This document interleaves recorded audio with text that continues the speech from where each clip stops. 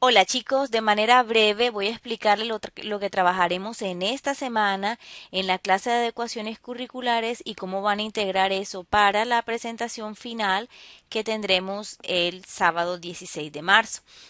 Ya todos están trabajando en su formato de planificación académica. Recuerden que es una clase universal. ¿Qué quiere decir eso de clase universal? Que es una clase para un grupo de estudiantes que ustedes ya han descrito y del cual tienen seleccionados algunos chicos que también presentan diversidad funcional o discapacidad. Este formato lo hemos estado trabajando ya desde en las últimas semanas. En las características previas y diagnóstico del grupo, ustedes deben retomar un poco la descripción del contexto educativo que hizo su grupo compañero que ideó ese contexto y que ustedes ya mejoraron. Ustedes recibieron unos casos de un contexto educativo que ya mejoraron y han descrito mucho mejor las características de los estudiantes con diversidad funcional, sin olvidar que ellos están inmersos dentro de un grupo. Cuando hablamos de clase universal, es una clase para todos, basada en los principios del DUA. Luego viene el apartado de cómo conseguir las 3P. Chicas deben describir las estrategias a utilizar para cumplir con esas 3P. En el aprendizaje esperado, usted debe resaltar es el objetivo y redactar qué, cómo y para qué va a aprender los niños eso. Deben basarse en los EBC y los DBA del Ministerio de Educación Nacional. Les dejo con este video les dejo el enlace que los lleva a esa explicación del ministerio donde describen incluso por grado qué es lo que se espera para los niños en las diferentes áreas. Los contenidos, ustedes también los seleccionaron de acuerdo a eso. Sin embargo, parece que se les hubiera de pronto olvidado que allí incluso describen gran parte de los contenidos y los objetivos, los logros que se esperan de cada niño, porque me están haciendo unas planificaciones que están alejadas de esa realidad. Luego, en la parte de las actividades, ustedes deben describir tres fases: la fase de motivación, fase de información y fase de evaluación. Esas son las fases que tenemos nosotros en cuenta cuando desarrollamos una clase cualquiera, pero para esta clase universal es aún más importante y más significativo, porque resulta que usted debe describir en la metodología de qué manera vas a ofrecer esas múltiples formas de implicación o motivación. Aléjense, por favor, de las metodologías tradicionales. Este trabajo busca que ustedes como docentes despierten su creatividad y consideren múltiples maneras de implicar al estudiante, de que él se proponga una meta, de que sepa para qué está aprendiendo, de que le encuentre un sentido a eso que está aprendiendo. Y esta es la fase más importante. Sin embargo, muchos de los trabajos que he revisado simplemente colocan como si fuese una motivación exclusivamente mostrarles un video o leerles un cuento sobre el tema. Eso no los va a conducir a nada.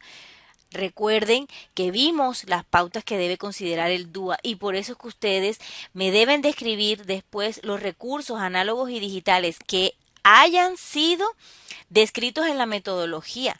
En la metodología tú das los pasos de lo que vas a hacer y en los recursos simplemente me enumeras aquellos recursos digitales y análogos que vas a utilizar para cumplir con esa metodología.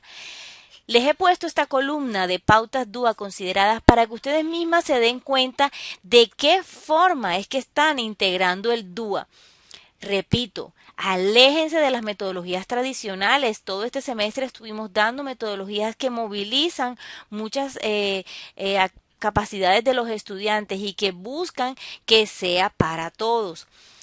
Eso me lo deben hacer por cada una de las fases. Obviamente la fase de información y desarrollo de contenidos es donde ustedes despliegan todo el principio relacionado con ofrecer múltiples formas de representación. Múltiples formas donde el estudiante escoja. No le planteen una sola ruta, planteen una serie de rutas que él pueda decidir de qué manera va a recibir esa información. Y finalmente, en la fase de evaluación, que el estudiante también tenga la opción de decidir de qué manera se va a expresar. Ojo con eso, estamos pensando en metodologías que se alejan de una clase tradicional que se evalúan finalmente con una evaluación escrita. Estamos pensando en metodologías que movilicen el interés del estudiante a lo largo de su desarrollo y que promuevan el trabajo en equipo. Recuerden que estamos hablando de inclusión, pero no estamos centrando esta planificación exclusivamente al estudiante que tiene diversidad funcional, sino a todos. Una vez hayan terminado de corregir lo que les he sugerido en su formato de clase universal, vamos a empezar con el formato que les adjunto en este mensaje que se llama PIR, Plan Individual de Ajustes Razonables. Este formato, lo único diferente que tiene con el del ministerio es que le coloqué las letras en color azul. Ustedes van a encontrar un formato en el que lo van a diligenciar a partir de ese caso que ustedes describieron, es decir, van a hablar del colegio en ese particular y van a poner un nombre ficticio a los niños o complementarlos con datos adicionales ya de aquellos estudiantes que ustedes detectaron que tenían discapacidad o diversidad funcional, o incluso aquellos chicos que tienen ese requerimiento de un plan individual de ajustes razonables de manera individualizada. Diligenciarán la información general del estudiante. Repito, son datos ficticios. Compleméntelos según lo que usted quiere personificar en ese arquetipo de estudiante que ha escogido, en ese perfil de estudiante. Luego describirá su entorno de salud, su entorno de hogar, y por último, el entorno educativo donde tienen que dar información sobre su trayectoria educativa. Por eso era que yo les decía que debían describir el contexto y el desempeño que habían tenido los niños en el área, para que definitivamente tengan argumentos con el que puedan diligenciar sus planes individuales de ajustes razonables. Luego nos vamos con el anexo 2, donde describen un poco mejor esas características del estudiante. Ya las han mencionado arriba, mis amores. Aquí simplemente van a complementar haciendo énfasis en los gustos e intereses del estudiante o en los aspectos que le desagradan, expectativas de él y de su familia, lo que quiere hacer, lo que hace para aquello que requiere apoyo, sus habilidades, sus cualidades, sus aprendizajes, todo eso. Allí lo describen. Luego vienen los ajustes razonables, donde usted solo me va a llenar el del área que ha escogido para su trabajo de clase. Repito, si su clase es en el área de matemáticas, me llenará toda la franja correspondiente al área de matemáticas de manera horizontal. Si es de ciencias, de lenguaje y otras, bueno, la de otras me la pueden llenar todos porque realmente para todos se necesita convivencia, socialización, participación, autonomía y autocontrol. Pero yo, a pesar de que un PIAR no se llena solamente en un área, vamos a hacer el ejercicio así, solo del área escogida. Pero necesito que me lo hagan bien concienzudo. ¿Por qué? Porque ustedes encontrarán un instructivo donde incluso les dicen cuáles son los ejemplos para los ajustes razonables. Ese instructivo lo encuentran en el enlace que les dejé, instrucciones PIAR. Aquí te describen cómo es, quiénes son los responsables de hacer los PIAR y cómo lo deben diligenciar.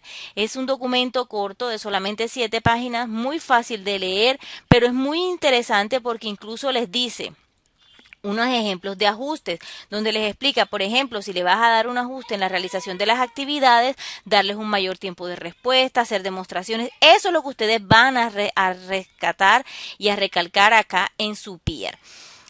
El adjunto va acompañado del video que explica de qué son los PIAR, del enlace de los estándares básicos de competencia y del enlace de los derechos básicos de aprendizaje o DBA. Entonces, espero que les haya quedado clara la información. Espero también que ustedes tengan la capacidad de hacer este trabajo de manera autónoma. Estamos hablando y analizando el mismo contexto y ahora nos vamos a centrar en los casos particulares. Entonces, listo, nos seguimos comunicando por el correo electrónico. Es para la clase de TIC, también tienen sus explicaciones que son mucho más cortas y más breves y todo va en el mismo correo electrónico. Adiós.